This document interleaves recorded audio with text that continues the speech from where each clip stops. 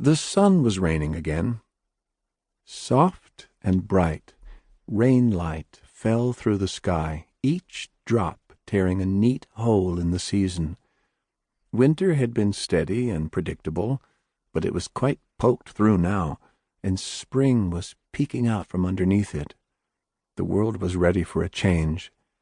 The people of Farronwood were excited for spring, but this was to be expected. They had always been fond of predictable, reliable sorts of changes, like night turning into day and rain turning into snow. They didn't much care for night turning into cake or rain turning into shoelaces, because that wouldn't make sense, and making sense was terribly important to these people who'd built their lives around magic. And squint as they might, it was very difficult for them to make any sense of Alice. Alice was a young girl, and, naturally, she was all the things you'd expect a young girl to be. Smart and lively and passionate about any number of critical issues, but Alice was also lacking a great deal of something important, and it was this: her lack of something important that made her so interesting and so very unusual. More on that soon. The afternoon our story begins, the quiet parts of being alive were the busiest. Wind unlocking windows, rain light nudging curtains apart, fresh-cut grass tickling unsocked feet. Days like this made Alice want to set off on a great adventure, and at almost 12 years old she'd very nearly figured out how to fashion one together. The annual surrender was only a single pair of days away, and Alice, who was determined to win, knew it was her chance to set sail for something new.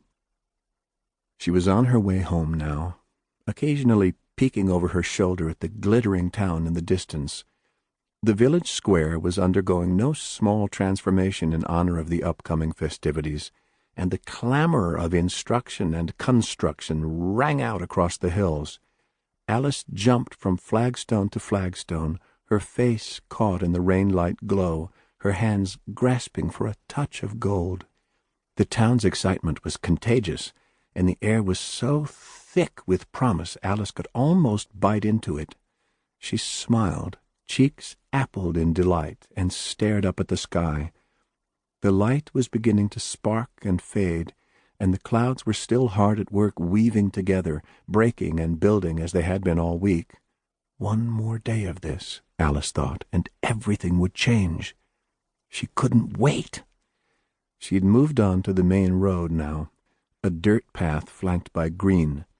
She held tight to her basket as neighbors passed, nodding hello and waving goodbye, happy to have remembered her clothes today. Mother was always bothering her about that.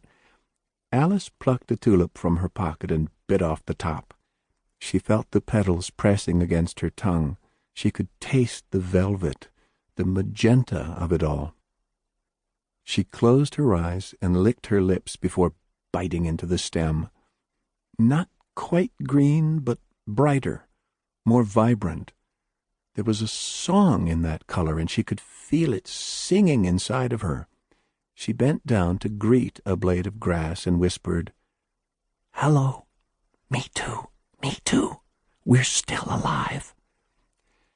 Alice was an odd girl, even for Farronwood, where the sun occasionally rained and the colors were brighter than usual and magic was as common as a frowning parent. Her oddness was evident even in the simplest things she did, though most especially in her inability to walk home in a straight line. She stopped too many times, wandering off the main path, catching deep breaths and holding them, too selfish to let them go. She spun until her skirts circled around her, smiling so wide she thought her face would break and blossom. She hopped around on tiptoe, and only when she could stand it no longer would she exhale what wasn't hers to keep. Alice would grow up to be a wildflower, Father once said to her, a wildflower in flowing skirts, braided hair dancing from head to knee.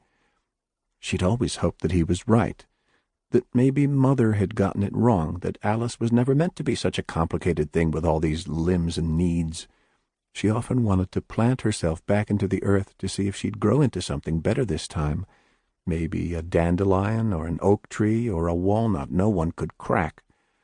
But Mother insisted, the way she often did, that Alice must be a girl, and so she was.